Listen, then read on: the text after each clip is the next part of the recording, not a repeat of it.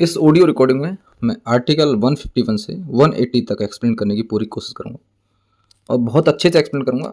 आपका काम सिर्फ ध्यान से सुनना है और रिपीटेशन में सुनना है। मतलब आज सुन लिया, कल सुन लिया, डेली सुनोगे तो याद होंगी चीज़ें।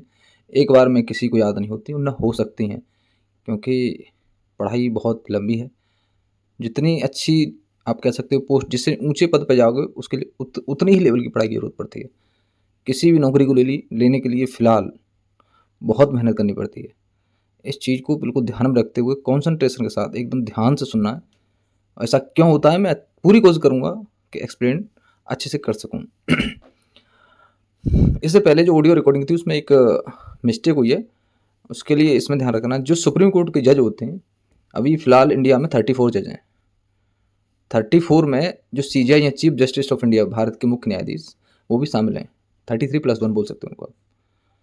ये कैसे बढ़ती है संख्या? ये सुप्रीम कोर्ट एक्ट 1956 में अमेंडमेंट करना पड़ता है। मैंने गलती से बोल दिया था कि ये संशोधन करना पड़ता है। संशोधन संविधान में नहीं, एक्चुअल में इसमें अमेंडमेंट करना पड़ता है, एक्ट में। और एक्ट में अमेंडमेंट करने के लिए आपको दोनों सदनों की सहमति की आवश्यकता होती है। दोनों सदन मतलब लोकसभा और राज्यसभा, और प्रेसिडेंट के अप्रूवल की जरूरत पड़ती है। ये सब साधारण विधेयक से हो जाता है, नॉर्मल, मतलब साधारण मेजोरिटी आप कह सकते हो 50%+1 से। तो उसको चेंज कर देंगे। उसके बाद जो 34 संख्या है, उसको आगे जितना बढ़ाना चाहते हैं उतना कर सकते हैं। प्रेजेंट में हमारे सुप्रीम कोर्ट में 34 न्यायाधीश हैं, उसमें मुख्य न्यायाधीश भी शामिल हैं। आर्टिकल 151 की बात करते हैं हम। इसमें क्या लिखा हुआ है? Audit reports. देखो, कैग जो ऑडिट की रिपोर्ट्स होती है ना, सेंट्रल गवर्नमेंट की रिपोर्ट्स को प्रेसिडेंट को देते हैं, मतलब प्रेसिडेंट के सामने रखते हैं, और राज्य सरकार की रिपोर्ट को गवर्नर के सामने रखते हैं। प्रेसिडेंट संसद में रखवाते हैं और गवर्नर वहाँ के विधानमंडल में रखवाते हैं। ये आपको याद रखना है। इसमें लिखा भी होगा, the report of CAG related to the union are submitted to president. वो प्रेसिडेंट को सबमिट करते हैं। And those related to the state are submitted to governors. जो राज्य से संबंधित है वो उनके गवर्नर्स को, राज्यपाल को देते हैं। गवर्नर मतलब राज्यपाल को देते हैं। प्रेसिडेंट मतलब राष्ट्रपति को देते हैं। सबमिटेड मतलब आप कह सकते हो जमा करना। आगे उसमें लिखा है, there are then placed before the parliament और स्टेट लेजिस्लेचर रेस्पेक्टिवली। मतलब राष्ट्रपति क्या करेंगे, संसद के सामने रखवाने के लिए बोलेंगे, और वहाँ गवर्नर के पास जाएगी, राज्यपाल के पास जाएगी, तो विधानसभा के, मतलब विधानमंडल, लेजिस्लेचर को बोलते हैं विधानमंडल। अगर लेजिस्लेटिव असेंबली की बात आती है उसे बोलते हैं विधानसभा। विधानमंडल में विधानसभा विधान परिषद दोनों मिक्स होती हैं, लेकिन हमारे सारे राज्यों में विधान परिषद नहीं है, ठीक है। तो वहाँ केवल लेजिस्लेटिव असेंबली है, इसको विधानसभा बोलते हैं। आर्टिकल 152, इसमें लिखा है डेफिनेशन ऑफ स्टेट। राज्य की परिभाषा क्या है? राज्य की परिभाषा क्या है? स्पेशली इसमें unless the contest otherwise required the state does not include Jammu Kashmir. Jammu Kashmir इसमें राज्य नहीं है, इसमें शामिल नहीं करता है, क्योंकि जम्मू कश्मीर रीऑर्गेनाइजेशन एक्ट 2019, ये आपको याद रखना है, क्योंकि चीज़ें पुरानी होती जाती हैं, लोग भूलते जाते हैं। 2019 में Jammu and Kashmir reorganisation act pass हुआ था 2019 में। क्वेश्चन यही फंसा देगा, 2007, 18, 19 लिख देगा तो भूल जाओगे आप। तो 19 याद रखना है, ठीक है। 153, गवर्नर ऑफ द स्टेट। ये कहाँ लिखा हुआ है कि राज्यों के लिए राज्यपाल होंगे? कहाँ लिखा हुआ है? 153 में लिखा हुआ है, there shall be governor for each state. हर राज्य का एक राज्यपाल होगा। A single person can be appointed as the governor for 2 और मोर स्टेट। ये लाइन कई बार पूछी है, कोई भी एग्जाम से पूछ लेता है। जितने भी बड़े एग्जाम, यूपीएससी में कई बार पूछेगी, स्टेट पीएससी में तो कई बार पूछेगी। एक आदमी 2 राज्यों में गवर्नर हो सकता है? हो सकता है। 3 का भी हो सकता है, 4 का भी हो सकता है, 5 का भी हो सकता है। कोई फिक्स नंबर नहीं दिया कितने राज्य में हो सकते। 2 और मूर में कितने हो सकते हैं? 28 राज्यों का एक गवर्नर हो सकता है, क्यों नहीं हो सकता है? इसमें लिखा है, आर्टिकल 153 आपको पावर देता है कि एक व्यक्ति को 28 राज्यों का गवर्नर बनाया जा सकता है। बन सकता है, नॉर्मल सी बात है, जब लिखा है तो लिखा है। 154, 154, एग्जीक्यूटिव पावर ऑफ स्टेट। जिस तरह से executive power of union Bharat की किसके पास थी? राष्ट्रपति के पास। राज्य की किसके पास है? राज्यपाल के पास। इंग्लिश में क्या बोलते हैं? गवर्नर के पास, ठीक। The executive power of state is vested in the governor and exercise by him either directly or through अफसर सबॉर्डिनेट टू हिम। जो अफसर्स को दिए गए अफसर्स होते हैं, इनका भी सचिवालय होता है, उनके द्वारा ये एक्सरसाइज करवाते हैं अपनी पावर्स का। भाई इतनी बड़ी पोस्ट तो केवल साइन करती है ना, वो सब कुछ नीचे वाले अफसर ही करते हैं। ऐसे ही प्रेसिडेंट वाला सीन है, सेम लिखा है उसमें भी, केवल जगह बदल गई है, काम वही है। अब आर्टिकल 155, अपॉइंटमेंट ऑफ गवर्नर, याद रखना है। Governor is appointed by president of India. Bharat सरकार जो होती है, एक्चुअल में इसमें लाइन नहीं लगी है, भारत सरकार इसी को बोलती है इस व्यक्ति को उस राज्य का गवर्नर बना दिया जाए। प्रेसिडेंट के पास जाते हैं, प्रेसिडेंट उसको, किसी व्यक्ति को उस राज्य का गवर्नर बना देते हैं। भारत सरकार आप कह सकते हो जिसकी सरकार चली वो बोलता है, लेकिन इसमें नहीं लिखा। आपके पास ये नहीं मिलेगा। अगर ज़्यादा ही डीपली क्वेश्चन पूछा जाएगा तब उसमें लिखा हो सकता है कि सरकार की सहमति पर या मंत्रिमंडल की सहमति पर इस तरह से राष्ट्रपति नियुक्त करते हैं किसी व्यक्ति को, किसी राज्य का गवर्नर। ये सही बात है, लेकिन आपको इतना ही पूछा जाएगा कि गवर्नर की नियुक्ति कौन करता है? राष्ट्रपति करते हैं। ये याद रखना है आपको। कहाँ लिखा हुआ है? 155 में लिखा हुआ है। 156 में क्या लिखा हुआ है? Term of office of governor. Office कितना है उसका, मतलब एक आदमी कितने दिन गवर्नर रह सकता है, उसका टाइम क्या है। Governor hold office for a term for 5 year. कोई व्यक्ति अगर गवर्नर बनता है तो 5 साल के लिए वो अपॉइंट किया जाएगा, 5 साल के लिए होल्ड करेगा। But serve as the pleasure of president. लेकिन प्रेसिडेंट चाहेंगे जब उसको हटा सकते हैं। प्रेसिडेंट की इच्छा से, ऐसा बोलते हैं ना, उनकी इच्छा से ही कोई व्यक्ति गवर्नर पद होल्ड कर सकता है, गवर्नर बन के रह सकता है, किसी राज्य का राज्यपाल बन के रह सकता है। He can resign before his term. 5 साल से पहले रिजाइन कर सकता है। ठीक। 157 क्वालिफिकेशन फॉर गवर्नर। गवर्नर कौन बन सकता है? भारत का नागरिक बनेगा। सबसे पहली बात है भारत का नागरिक होना चाहिए। कोई विदेशी आदमी गवर्नर नहीं बन सकता है। ये पूछना, विदेशी आदमी आके गवर्नर नहीं बन सकता है। And a citizen of India, Bharat का एक नागरिक बन सकता है जो 35 साल की एज का हो कम से कम। मैंने आपको बताया था लोकसभा का एमपी बन सकता है 25 साल का आदमी। राज्यसभा का एमपी बनने के लिए 30 साल का चाहिए। राष्ट्रपति बनने के लिए 35 साल चाहिए। वाइस प्रेसिडेंट बनने के लिए 35 साल चाहिए। और गवर्नर बनने के लिए 35 चाहिए। आपको पता है 25 साल का आदमी देश का प्रधानमंत्री बन सकता है। ये बात ध्यान रखना मेरी। तो कहाँ लिखा हुआ है? 157 में लिखा हुआ है गवर्नर बनने के लिए आदमी 35 साल का होना चाहिए, 35 ईयर होना चाहिए कम से कम। आर्टिकल 158 में क्या लिखा हुआ है? Governor of condition of governors office. उसकी कंडीशंस क्या होंगी? इसमें लिखा है the governor can not be member of parliament और लेजिस्लेटिव स्टेट लेजिस्लेचर। मतलब सीधी सी बात है यार, कोई गवर्नर होगा तो कोई एमपी नहीं होगा, वो किसी पार्लियामेंट का सदस्य नहीं होगा, किसी विधानमंडल का सदस्य नहीं होगा। हो ही नहीं सकता है वो। Governor can not hold any office of profit. कोई ऑफिस नहीं, प्रॉफिट मतलब जहाँ उनको वेतन मिलता हो, मतलब आप कह सकते हो कोई लाभ मिलता हो, ऐसा कोई ऑफिस होल्ड नहीं कर सकता है गवर्नर। गवर्नर ही रहेगा। जो गवर्नर को सुविधा दी जाती है वही ली जाएंगी।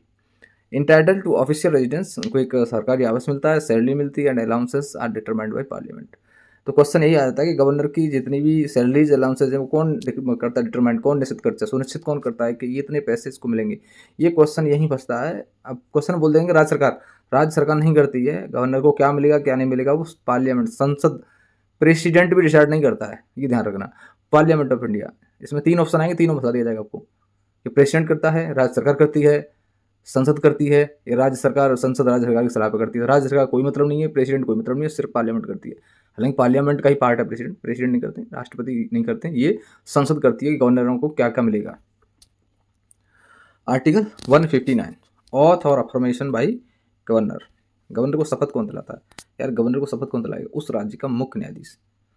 किसी को शपथ देखो ना, बिफोर एंटरिंग द ऑफिस आदमी को ओथ लेनी पड़ती है, शपथ लेनी पड़ती है कि मैं इस ऑफिस में जा रहा हूँ, संविधान पर हाथ रखते हैं, उसके हिसाब से मैं संविधान के हिसाब से ही कार्य करूँगा।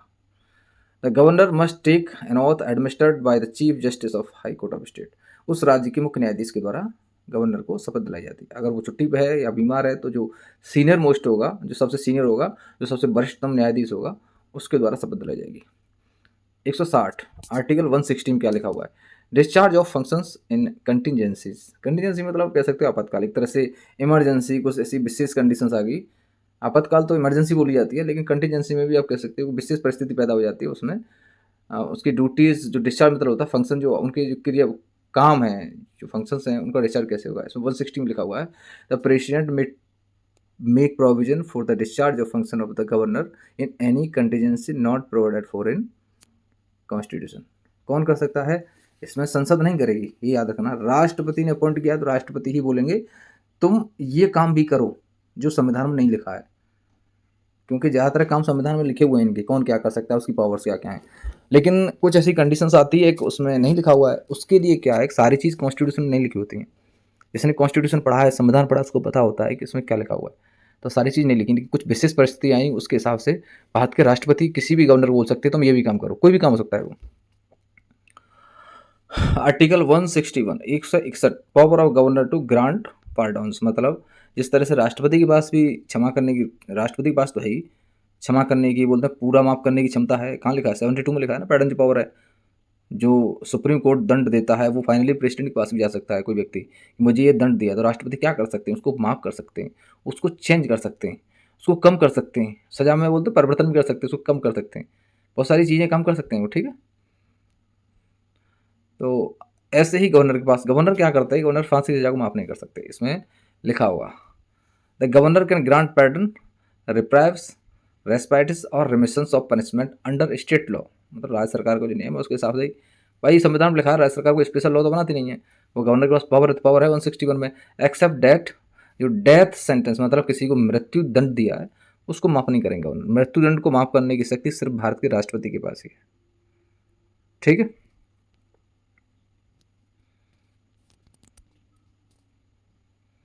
One 62 extent of executive power of state.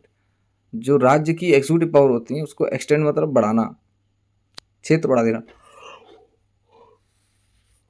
कौन कर सकता है? इसमें लिखा हुआ है 162 में, इसमें पढ़ना the executive power of state extend to all matters on which the state legislatures can make law. ऐसी जो पावर एक्सटेंड करना है जिन पर राज्य का जो विधानमंडल है कानून बना सकता है। स्टेट लिस्ट होती है आपको राज्य सूची इसको बोलते हैं, and concurrent list. Concurrent list क्या होती है?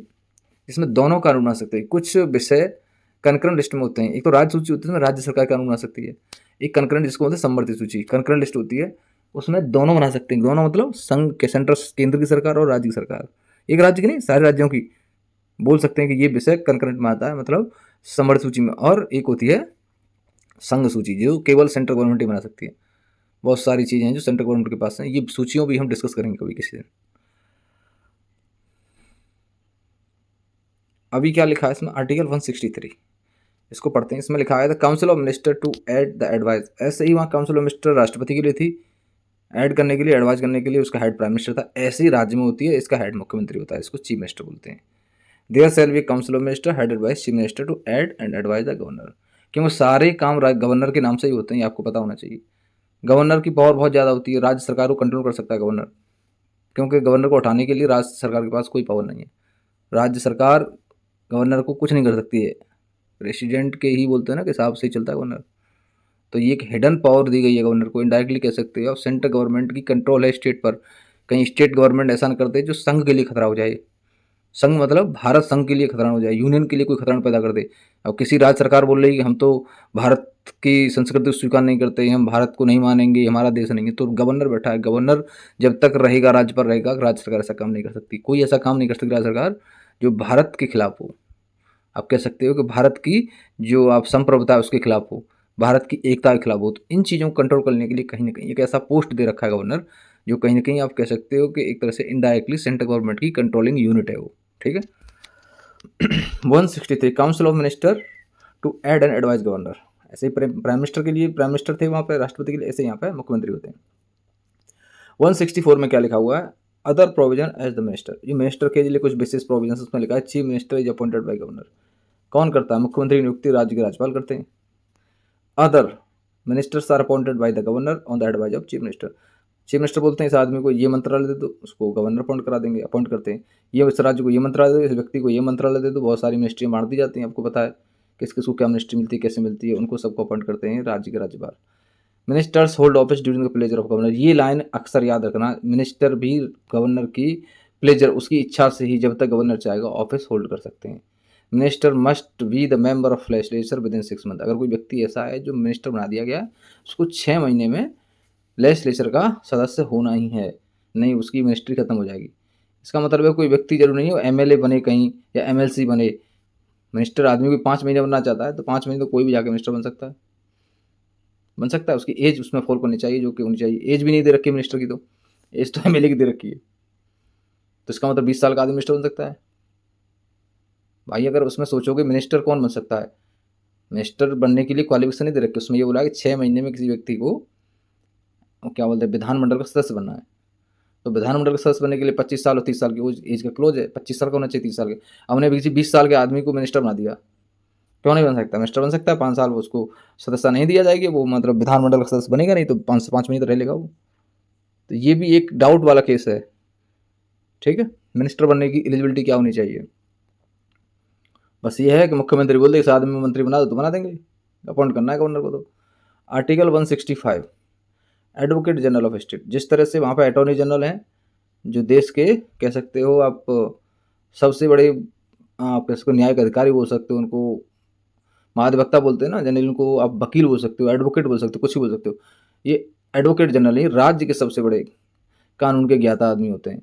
ये कौन बनता है आदमी? जिसके पास राज्य सरकार में किसी भी राज्य सरकार के किसी हाई कोर्ट के जज बनने की क्वालिफिकेशंस होती हैं।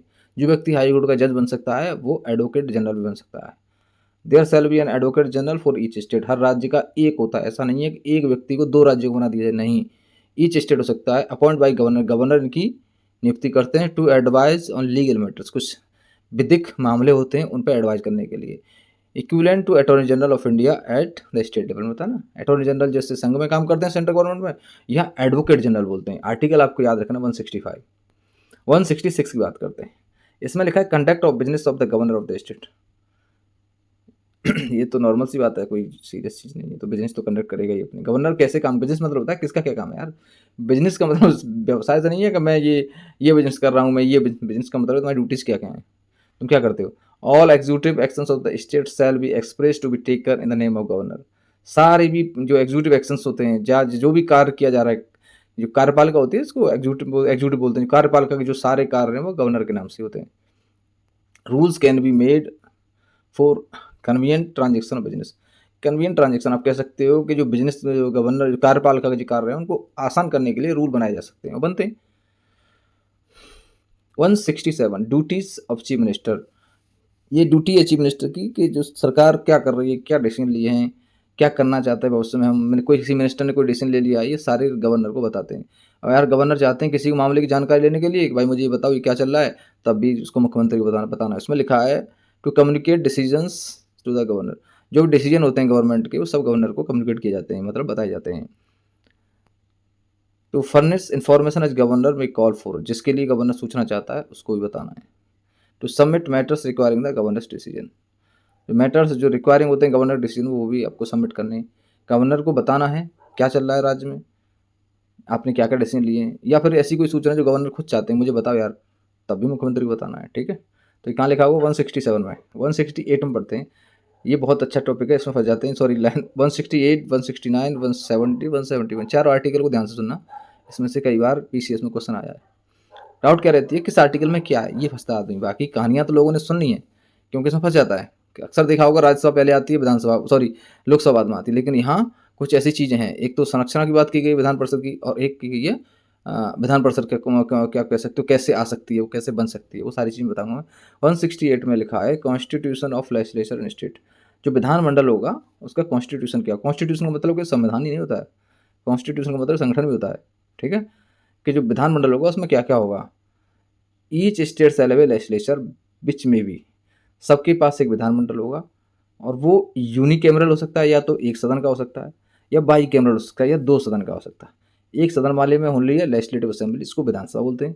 बाई कैमरल जो होता है उसमें विधानसभा भी होती है और विधान परिषद भी होती है। देखा होगा आप एमएलसी होते हैं, ये कौन है कि एमएलसी है, लोगों को नहीं पता होता एमएलसी क्या होता है। वो होते हैं मेंबर ऑफ लेजिस्लेटिव काउंसिल, उस राज्य की विधानसभा के सदस्य। एक होता है एमएलए, यार ये हमारे यहाँ का एमएलए, तो वो होते हैं विधानसभा के सदस्य। विधान परिषद के सदस्य बोलते हैं एमएलसी। जिसमें किसी राज्य में, जैसे अभी शायद 6 राज्यों में विधानसभा है। ठीक है, 169 में क्या लिखा हुआ है, 168 में बता दें क्या लिखा है। कॉन्स्टिट्यूशन ऑफ लेजिस्लेचर, राज्य का विधानमंडल है उसमें क्या क्या शामिल होगा, 168 में लिखा हुआ है। 169 में क्या लिखा है, एवोल्यूशन और creation of legislative council in state. कोई जो विधान परिषद होती है उसको आप कैसे खत्म कर सकते हो और कैसे नहीं बना सकते हो, क्रिएट कर सकते हो। या एवोल्यूशन मतलब खत्म करना, तो क्रिएट मतलब रचना होता है एक तरह से, कैसे रच सकते हो। 169 में लिखा है parliament can create a abolish. Parliament ही इसको क्रिएट कर सकती है और एवोलिश कर सकती है लेजिस्लेटिव काउंसिल इन स्टेट किसी राज्य में। इसमें कंडीशन का if the legislative assembly pass a resolution to that effect by the special majority. ये लाइन आपको याद रखनी है। स्पेशल मेजोरिटी के बाद ही संसद किसी विधान परिषद को खत्म कर सकती है, या विधान परिषद की रचना या संरचना कर सकती है। संसद करती है, लेकिन उस राज्य की विधानसभा की स्पेशल मेजोरिटी की जरूरत पड़ती है। स्पेशल मेजोरिटी में 2 तरह की होती है स्पेशल मेजोरिटी। एक तो होती है 2/3 बहुमत के साथ दोनों की, एक होती है 2/3 बहुमत के बाद नहीं। स्पेशल मेजोरिटी होती है पूरे सदस्यों का बहुमत, और वहाँ जो बैठे हैं लोग उनका 2/3 बहुमत। मान लो कि विधानसभा में 400 सीटें, यूपी में 403 है, तो पूरे सदस्यों का तो बहुमत चाहिए उनको 50% + 1, और वोट देने वालों का और सिटिंग जो बैठे हैं उनका 2/3 चाहिए। उसे स्पेशल मेजोरिटी बोलते हैं उस समय के लिए। ठीक है, या कुछ कंडीशंस ऐसी भी होती हैं, वो अलग बात है, छोड़ो उनको बात नहीं करते हैं अभी। तो आपको पता चल गया विशेष बहुमत क्या होता है। ठीक है, या 2/3 से, केवल 2/3 बहुमत से पास करा सकते हैं। तो इसमें आपको याद रखना है, विशेष मेजोरिटी विशेष बहुमत से ही विधानसभा की बात मानी जाएगी। अगर विधानसभा विशेष बहुमत के बाद संसद में भेजती है कि आप हमारे लिए एक विधान परिषद बना दो, तो संसद उस पर उस आधार से एक विधान परिषद बनाने का काम करेगी। ये बोल देगी कि तुम्हारे पास एक विधान परिषद होगी, अब तुम एमएलसी का चुनाव कराओ, ठीक है, और तुम्हारी विधान परिषद में इतने सदस्य होंगे, ये संसद डिसाइड करेगी, ठीक है। 117 पढ़ते हैं। 117 क्या लिखा है, कंपोजिशन ऑफ लेजिस्लेटिव असेंबली। विधानसभा का कंपोजिशन क्या है, कंपोजिशन आप कह सकते हो कि क्या क्या पार्ट है विधानसभा के। Composition based on the population, composition होता है विधानसभा को पॉपुलेशन के आधार पर होता है, कितनी सीट होंगी कितनी नहीं होंगी। तो वहाँ जो विधानसभा है वो कितने लोगों के लिए है। यूपी में सबसे बड़ी विधानसभा क्यों है, कि वहाँ की पॉपुलेशन बहुत ज़्यादा है यार, यूपी में 25-26 करोड़ लोग हैं फिलहाल। मैक्सिमम स्ट्रेंथ 500, ये पहले लिखा हुआ है। डीलिमिटेशन जो कमीशन आता है उसमें लिखा है कि 500 सीट होंगी मैक्सिमम, मिनिमम 60, ठीक है, maximum 500, minimum 60। Some union territories like Delhi, Pondicherry may have smaller assemblies, उसमें भी लिखा है कि होता है इसमें कम से कम 60 से कम नहीं होंगी और 500 ज़्यादा नहीं होंगी, ये लिखा है। लेकिन तब भी 40 सीट देखी हमने। लेकिन ये भी लिखा है कुछ जो यूनियन टेरिटरीज होती हैं, जो केंद्र शासित प्रदेश होते हैं, उनमें 60 से भी कम हो सकती हैं। तो 170 में क्या है, composition of Vidhan Sabha legislative assembly. 171 में लिखा है कंपोजिशन ऑफ लेजिस्लेटिव काउंसिल, इसको बोलते हैं विधान परिषद। विधान परिषद का कंपोजिशन क्या होगा, कंपोजिशन मतलब क्या क्या होगा, इसमें शामिल क्या क्या होगा। इसमें होता है 1/3 इलेक्टेड बाई लोकल बॉडीज। जो 1/3 सदस्य हैं वो लोकल बॉडीज के द्वारा इलेक्शन होगा, उनका वोट डालेंगे। 1/12 इलेक्टेड बाई टीचर्स, जो टीचर्स होते हैं वो 1/12 का चुनाव करेंगे। 1/12 इलेक्टेड बाई ग्रेजुएट, 1/12 वो जो ग्रेजुएट हैं वो वोट डालेंगे। मैंने तो कभी देखा नहीं अपनी ज़िंदगी में कोई इनकी वोटिंग होते हुए, लेकिन ये आपको याद रखना है कि ये कंपोजिशन आपको पूछा गया है। 1/3 इसको बोलते हैं 1/3 इलेक्टेड बाई लेजिस्लेटिव असेंबली, वहाँ की विधानसभा इलेक्ट करेगी, भाई इस आदमी को एमएलसी बना दो। 1/6 नॉमिनेटेड बाई गवर्नर। अब इसमें फंसते कहाँ हैं लोग कि 1/6 की जगह 1/12 नॉमिनेटेड बाई गवर्नर, क्योंकि 12 लोग राज्य की देश की राज्यसभा में नॉमिनेट किए जाते हैं, वो प्रेसिडेंट करते हैं। उस बेस पे लोगों को क्या लगता है कि 12 लोग यहाँ भी होते हैं, नहीं 12 नहीं होते हैं भाई, 1/6 सदस्य होते हैं, वो ज़्यादा भी हो सकते हैं। 1/6 सदस्य गवर्नर के द्वारा नॉमिनेट किए जाते हैं, ठीक है। तो 1/3, 1/12, 1/12, 1/3, 1/6, इनको जोड़ दो, एक हो जाएगा। इनको जोड़ के देखो, एक हो जाएगा, ठीक है। तो आपको याद रखनी चीज़ें। लोकल बॉडी समझते हो, नगर पंचायत होगी, जिला पंचायत होगी, इनके लोग वोट डालते हैं 1/3 के लिए। 1/3 में ये पंचायत वाले वोट डालते हैं, 1/3 आपके टीचर्स डालते हैं, 1/12 ग्रेजुएट डालते हैं, 1/12 भी टीचर डालते हैं, 1/3 आपकी विधानसभा डालती है, और 1/6 गवर्नर नॉमिनेट करते हैं, अपॉइंट करते हैं। ये 1/6 बहुत इंपॉर्टेंस रखता है, इसको याद रखना।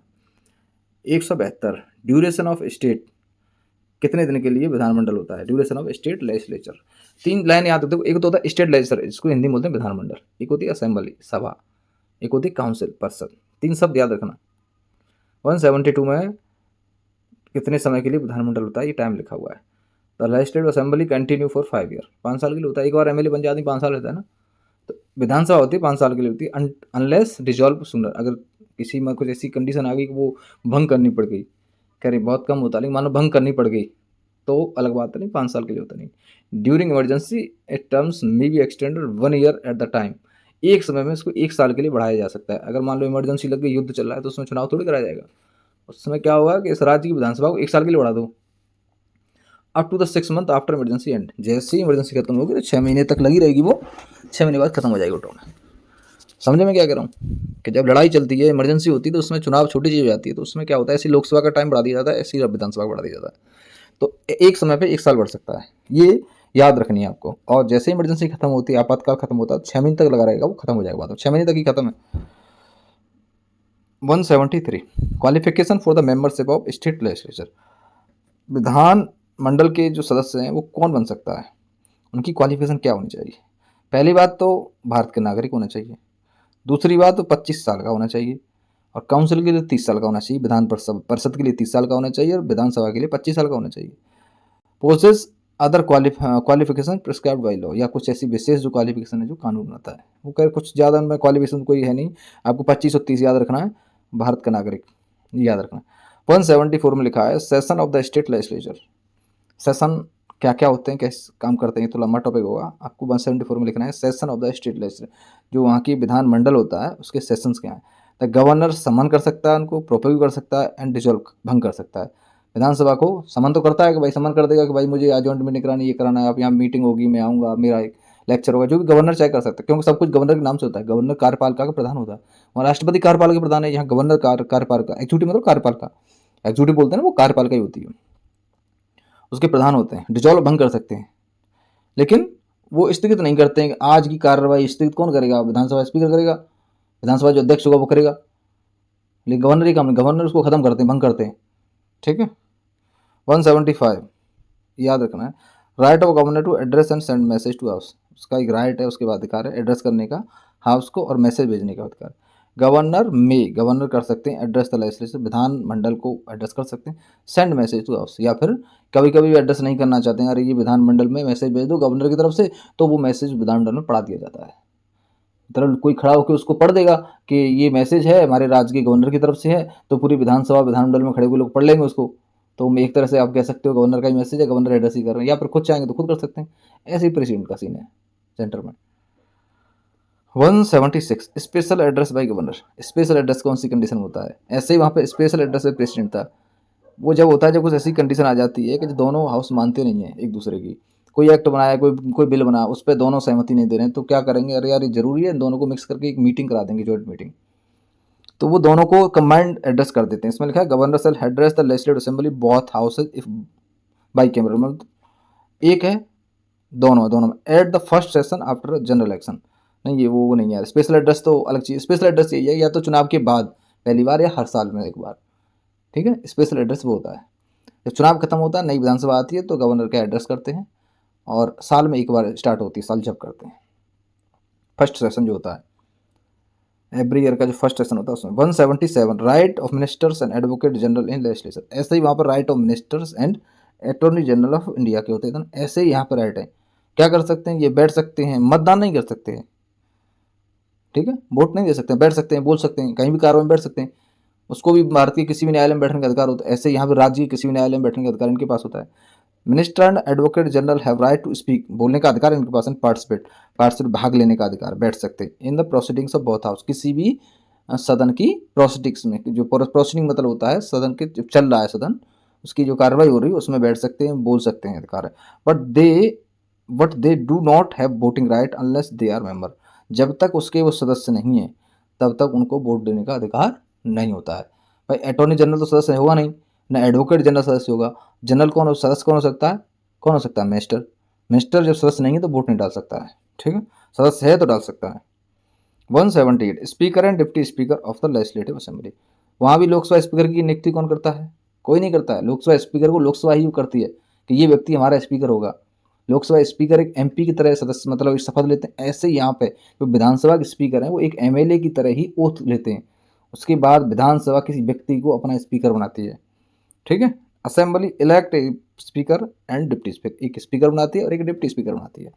दे कैन रिजाइन और removed by resolution with majority, majority की नॉर्मल मेजोरिटी जो 50% प्लस वाली होती है उसके द्वारा उनको रिजाइन तो कर ही सकते हैं, एक दूसरे को वो दे सकते हैं, और उसके बाद वो हटाए जा सकते हैं।